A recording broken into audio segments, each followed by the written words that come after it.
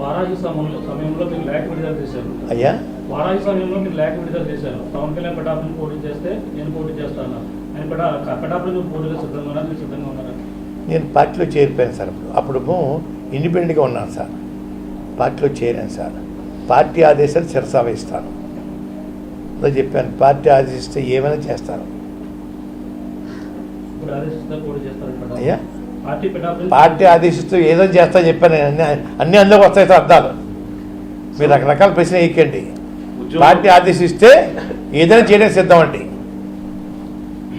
ఉద్యమంలో చాలా ఇబ్బందులు పడ్డారు, అవమానపడ్డారు. అలాగే రీసెంట్ గా వైసీపీ ముందు జనసేన నేతలు ఇంటికి వచ్చి మరి చేరండి అని చెప్పుకోరు. అప్పుడు కూడా మిమ్మల్ని అవమానించినట్టు రకంగా జనసేన నుంచి మామూలు అవమానం కాదు సార్. రాయబారం చేశారు సార్, వస్తా అన్నారు సార్ అంటారు. వెల్కమ్ సార్, వెల్కమ్ చెప్తాను, ఆహ్వానిస్తాను చెప్పానండి. మళ్ళా వచ్చేసేసి జనవరి 20 తగ్గులోపు వస్తున్నారండి, లేదు అయోధ్యలో వచ్చినా వస్తా అన్నారండి అని చెప్పడం జరిగింది సార్. 23 వచ్చేసారండి, 24, 25 నేను వెంటనే బొత్స శ్రీని గారు ఫోన్ చేసి, సార్ మీకు నాకు ఉన్న స్నేహం చెడిపోకూడదు. 93లో సార్ 6,000 మందికి వంట వండించాడు సార్ బొత్స శ్రీని గారు. నిన్న మొన్న స్నేహితుడు కాదు సార్ నాకు. ఆ సైకిల్ ర్యాలీకి 6,000 మందికి భోజనం వండించాడు సార్. అప్పటి నుంచి మా ఇద్దరికి బంధం.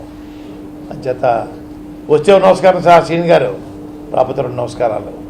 వాళ్ళ పర్మిషన్ కావాలి వాళ్ళకి, బహుశా వచ్చి ఉండవు అని చెప్పడం జరిగింది సార్.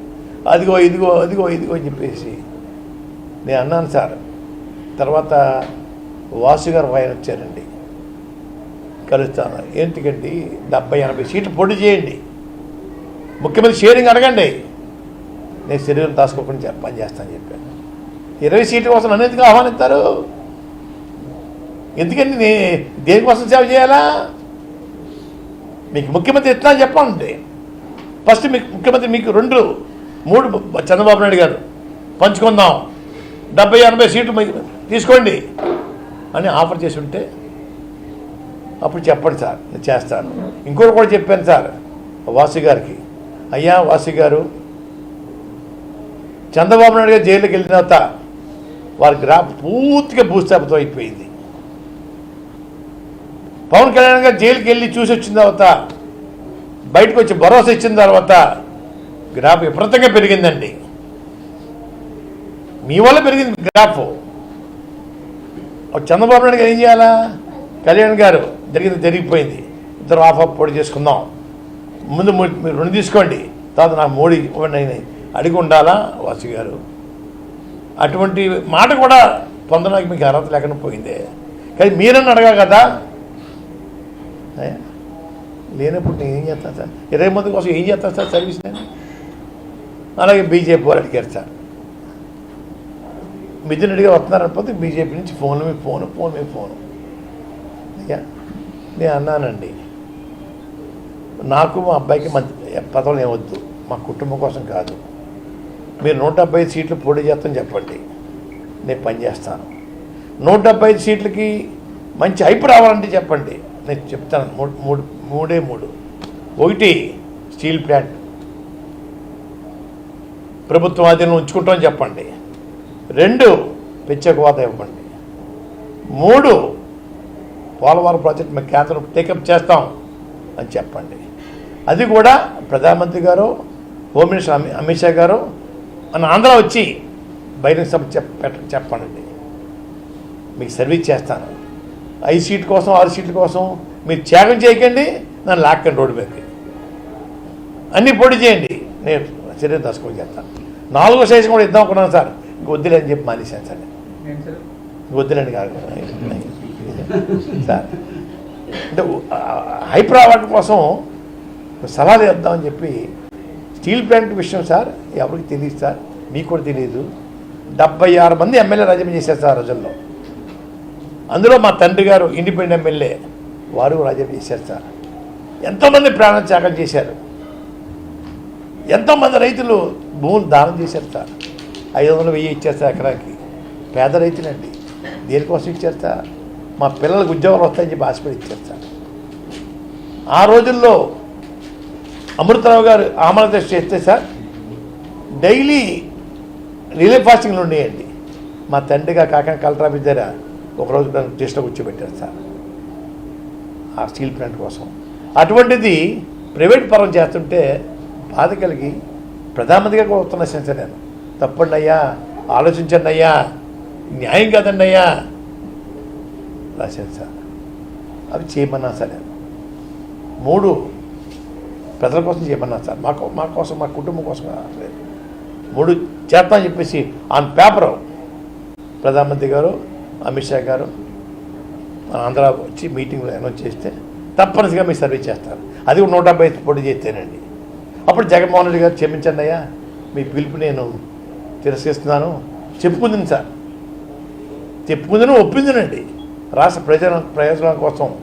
మరి నిన్నటి మొన్నటి వరకు కూడా నాకు సలహాలు ఇచ్చారు, ఇప్పుడు అందరూ వైసీపీలోకి వెళ్ళిపోయారు, ఇప్పుడు అక్కడ సలహాలు ఇవ్వగలరని చెప్పి పవన్ కళ్యాణ్ అన్నట్టు. నేనేమి ఇంక సలహా ఇవ్వలేదు సార్. ఇంకెప్పుడు అసలు సినిమా యాక్టర్తో ఈ రోజుకి నా ముఖం చూడలేదు సార్. ఆయన సినిమా అన్నట్లు నా ముఖం వారు చూడలేదు, ఆయన ముఖం నేను చూడలేదు సార్ ఇంతవరకు. ఎప్పుడు మాట్లాడుకోలేదు సార్. అయ్యా నేను సలహాలు ఇవ్వలేదు సార్. ముఖ్యమంత్రిగా అన్ని సలహా ఇస్తాను సార్, నా తోచిన సలహా ఇస్తాను సార్. ప్రజల సంక్షేమం కోసం, అభివృద్ధి కోసం ఏమైనా ఇస్తాను సార్, చెప్తాను సార్. చెప్పి మంచి పరిపాలన అందించడం కోసం, అయ్యా రామరాజ్యం స్థాపించడం కోసం 30 సంవత్సరాలు వాళ్ళ సీట్లో ఉండేలాగా, 30 సంవత్సరాల పాటు ఈ ముఖ్యమంత్రి సీటు కోసం ఎవరు చూడకుండా ఉండేలాగా సలహాలు ఇవ్వాలని ఆలోచనతో ఉన్నాను సార్. ఆలోచన ఉన్నాయి సార్, ఇస్తాను సార్. కాపు రిజర్వేషన్ అంశం ఏమన్నా ప్రస్తావించే అవకాశం ఏమన్నా? నేను ఏమీ కోరికలు లేకుండా వెళ్ళని చెప్పాను సార్ తమకి. నేను ఏమీ కోరికలు లేకుండా వెళ్ళని చెప్పాను సార్. ఏమీ కోరికలు లేకుండా వెళ్ళని చెప్పాను, అంతే. మీరు ఆ కోరుకోండి. తర్వాత మేనిఫెస్టో లేకపోతే ఏమైనా సలహాలు ఇచ్చే అవకాశం ఏమన్నా? చాలా సలహా ఇస్తాను సార్, చాలా ఇస్తాను. ఎన్ని ప్రొఫెట్ చెప్పలేం కదా, 2 ఎర్లీ మీరు అడిగేస్తున్నారు. బీజేపీ పొత్తు తర్వాత 24 సీట్లలో మరో 3 సీట్లు బీజేపీకి పవన్ కళ్యాణ్ ఇచ్చాడు. తర్వాత ప్రెస్ మీట్ పెట్టినప్పుడు ఆయన చాలా బాధపడ్డాడు. ఉన్న 3 సీట్లు కూడా నేనే ఇవ్వాల్సి వచ్చింది.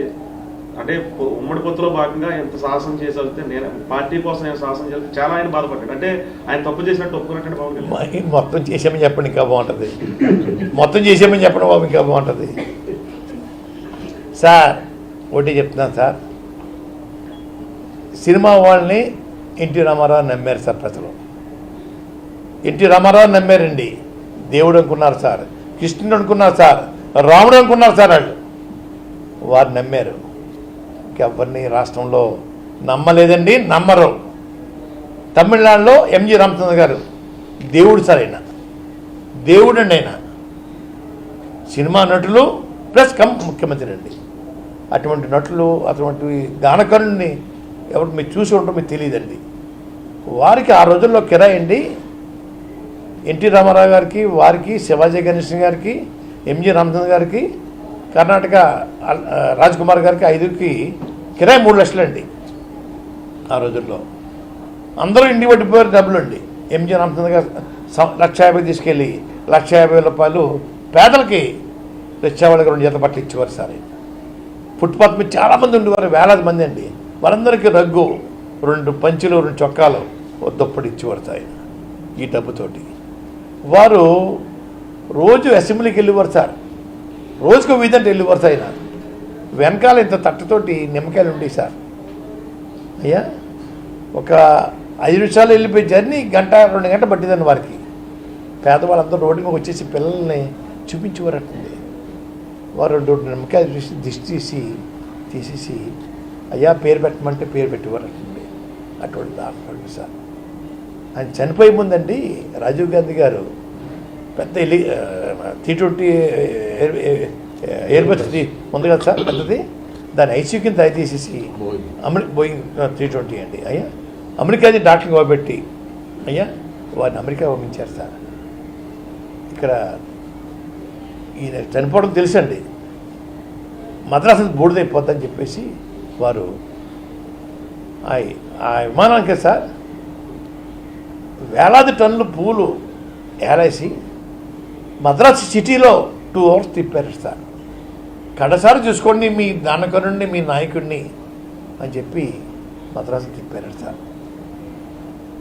అటువంటి అరుదైన గౌరవం బహుశా ఎవరికి ఉంటుందని అనుకోవట్లేదు సార్. ఒక్కరు కూడా ఇళ్లలో లేరట సార్ ఆ రోజుల్లో.